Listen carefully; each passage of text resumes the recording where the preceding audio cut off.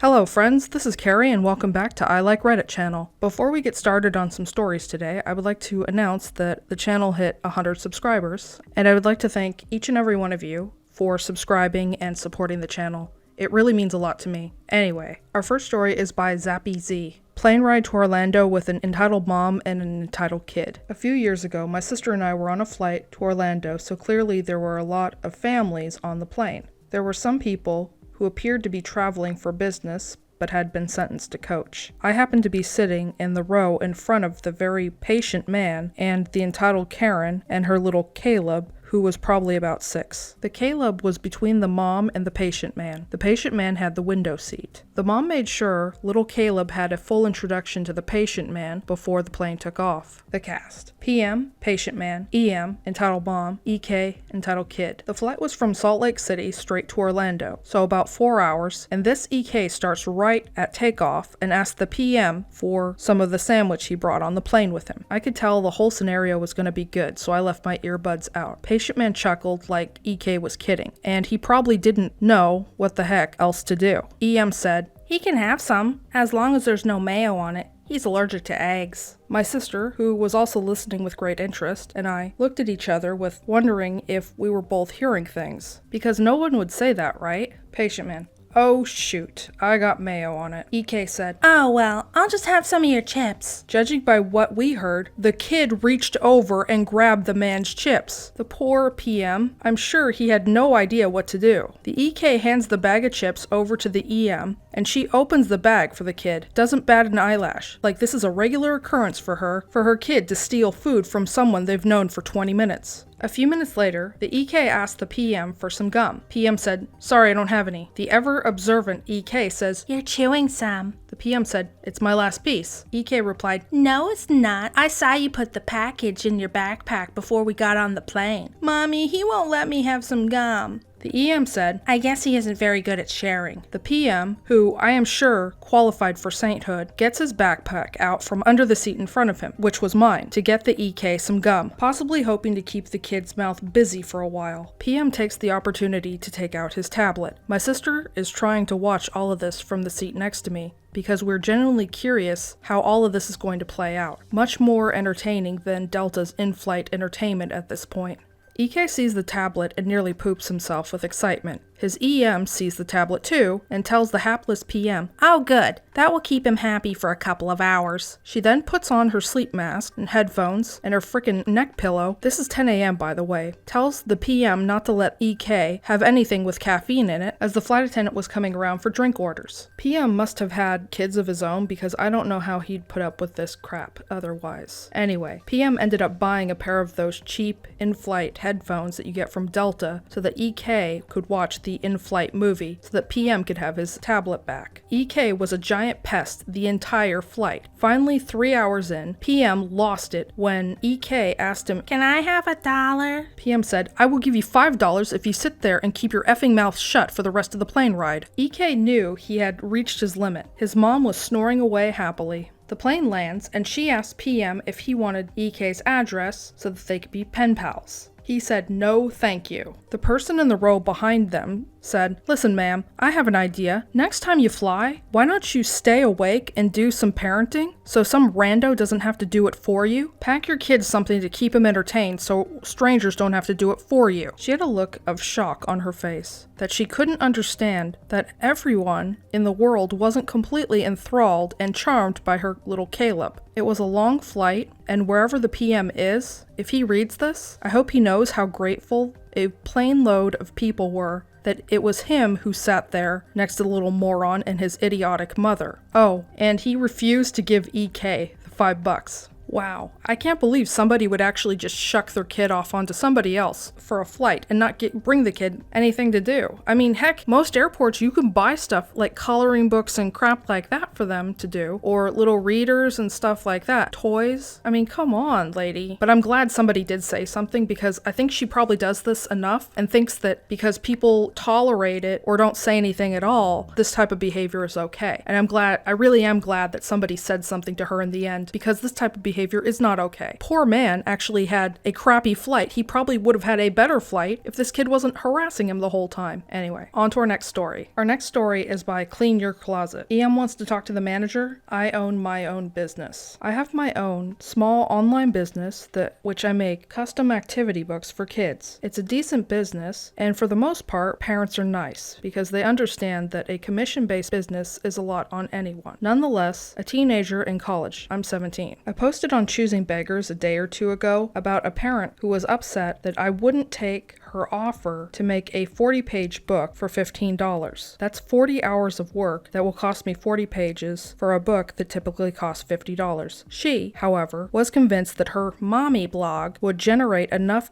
customers to make up the difference. She said I was talented for a minority and was generally rude and condescending. I woke up this morning to another email from her. I checked it and found that she was going on another rant about my irresponsible business choices. She said I was letting an opportunity slip through my fingers that could cause me a boom of business. She said she was trying to help. Yeah, right. And if I didn't want her help, she'd be sure to give my business a negative review. I told her if she was so confident about the exposure, I'll give her a coupon code to post on her blog. And if I get 10 orders of $15 or more, I'll refund her original purchase. I didn't receive a reply for a while, so I figured she realized it was stupid and she would stop bothering me. Well, no. I got an extremely long email back. In the email, she said I was rude and she would never purchase from me again. She sent a screenshot of the post of her blog in which she basically put my business on blast. She finished the email asking me to send her my manager's email so that she could file a formal complaint. Ma'am, I'm 17. I'm in college and I eat ham out of a can, right out of the can. I know that doesn't seem like much, but I run this myself. I emailed her back to say I run my own business. I don't have a manager. I am the manager. She called me a liar and said I obviously had to have someone managing me since I was a minority. She said there was no way a minority could run a business as decent as mine on my own. I emailed her back and told her I would screenshot these racist remarks, post them in the comments section on her blog post if she wouldn't leave me alone. I told her she was a terrible customer and I wouldn't be taking any more orders from her again. And I made sure to end the email with "Sincerely, management." Not a dramatic ending, but the lady was extremely ridiculous and I couldn't believe it. I couldn't believe it either. I think we found ourselves a rare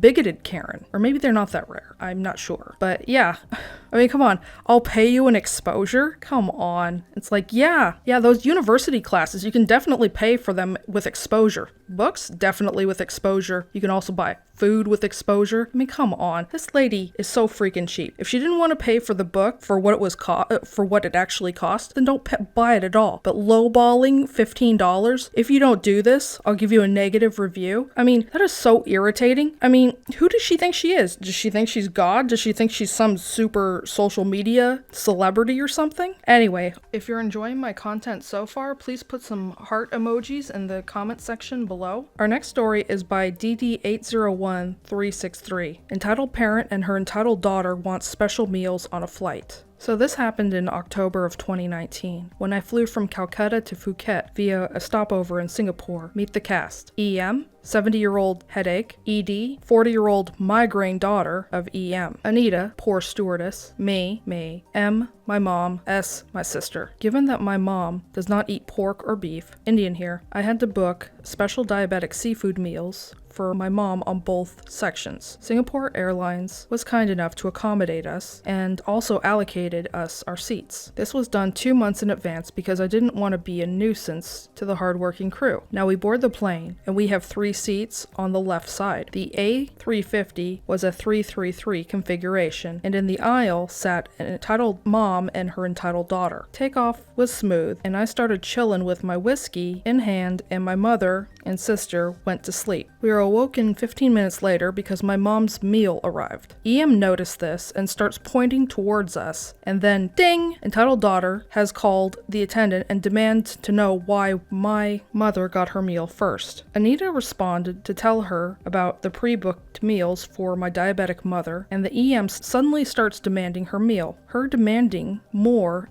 amplified through the entitled daughter. This escalated until the head stewardess comes from the business section and tells tells her that she won't get anything until the cart reaches their section. Not more than 5 minutes pass by, and ding! Entitled daughter suddenly starts angrily demanding food because apparently her suddenly diabetic entitled mother is feeling faintish from a lack of food. Entitled daughter starts attracting attention of those around her. The head stewardess finally caves in and asks them both to be allocated diabetic meals. 15 minutes later, we got our meals and drinks, where my sister asked for a wine and I asked for a Singapore sling. Then, ding! Anita turns around and EM and ED demand to know why they weren't served any drinks. Anita says, "Sorry ma'am, let me just tell you about what's available." She tells them that they have black coffee and green tea. Entitled daughter is not satisfied and demands to know why she isn't offered anything else when the cart is stocked with alcohol, juice, and soft drinks. And then came the words that almost made me spit out my drink in laughter. Anita smiled at her and goes, "Ma'am, we're extremely sorry, but diabetic allocated passengers are only offered black coffee and tea. Our menu is strictly curated by health professionals and chefs. And this is the recommendation, as you can see from the lady over there," and points to my mother, who gleefully sipped away on some green tea while watching Jumanji. Entitled daughter and entitled mother, visibly seething in anger from the defeat while exiting the plane, looked at the head stewardess and goes, "We will complain on your website. Very poor service." While she smiles back and goes, "I'm sorry to hear that. I hope you had a nice flight." My sister and I had to hold back behind them a bit because that reply had us wheezing. Too long didn't read. Entitled daughter and entitled mom got wrecked. Anyway, on to our final story. Our final story is posted by Sword is 60. Switch seats with me. I used to fly a lot for work, living out of a suitcase 35 or so weeks a year. It was exhausting, but I met a ton of great people. This story is about one who wasn't. A lot of people think the big benefit of flying a lot is the miles. The miles are great, but when you fly often enough, the real benefit is the status program. The airline I flew most often had a program where they would give free upgrades to first class. The airline would sell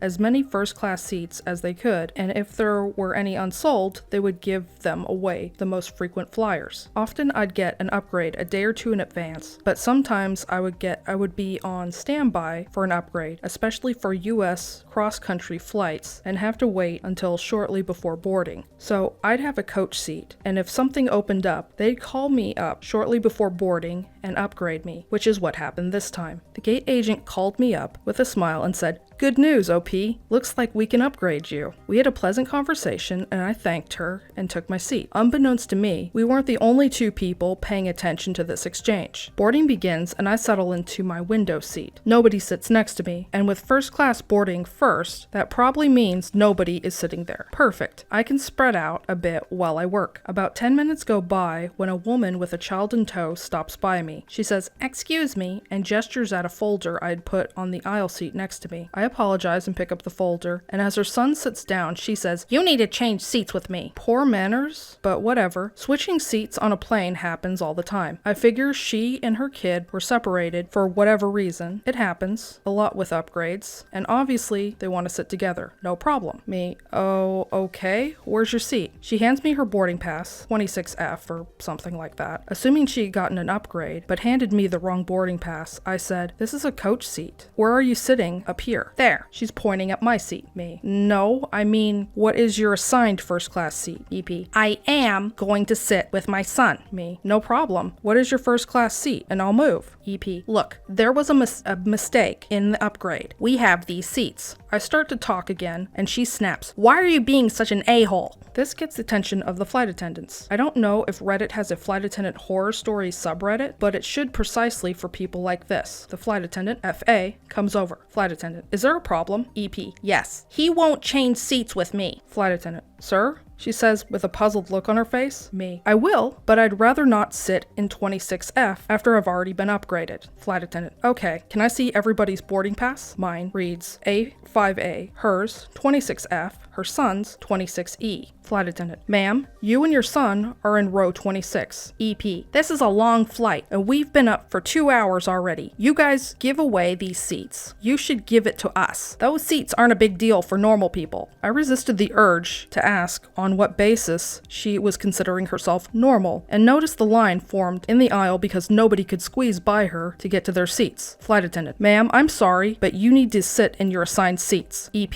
no, we want an upgrade. I fly with you every year. Flight attendant: and we appreciate your loyalty, ma'am, but we're boarding and we need everyone to take their assigned seats. At this point, some folks in the aisle began complaining and telling her to take her seat. Entitled parent: Look at him. Look at how he's dressed. I was in jeans and a sweatshirt, my usual travel attire. He doesn't belong here. Just then, a voice from the aisle shouted, "You don't either, lady. Take your seat." The flight attendant fought a smile, while I just burst out laughing, which only enraged the entitled parent further. Somewhere during all of this, the flight attendant called into the flight deck, and a flight deck officer, FDO, emerged, squeezing by passengers. EP: we want a free upgrade. Flight deck officer to flight attendant: what seems to be the problem? EP interrupting: he won't switch seats with me. Flight attendant: this passenger and her son won't sit in their assigned seats in 26E and 26F. Flight deck officer: ma'am, you need to take your seats. EP, louder than ever: no, we want our free upgrade. Flight deck officer: ma'am, if you want to reach your destination, you need to be in your seat right now, because interfering with a flight crew means the police get involved, and nobody wants that, do they? She yanks her son out of the seat and storms back, to the applause of the rest of the passengers. The guy sitting on the other side of the aisle turns to the flight agent and the flight deck officer and says, "Whatever they pay you guys, it isn't enough."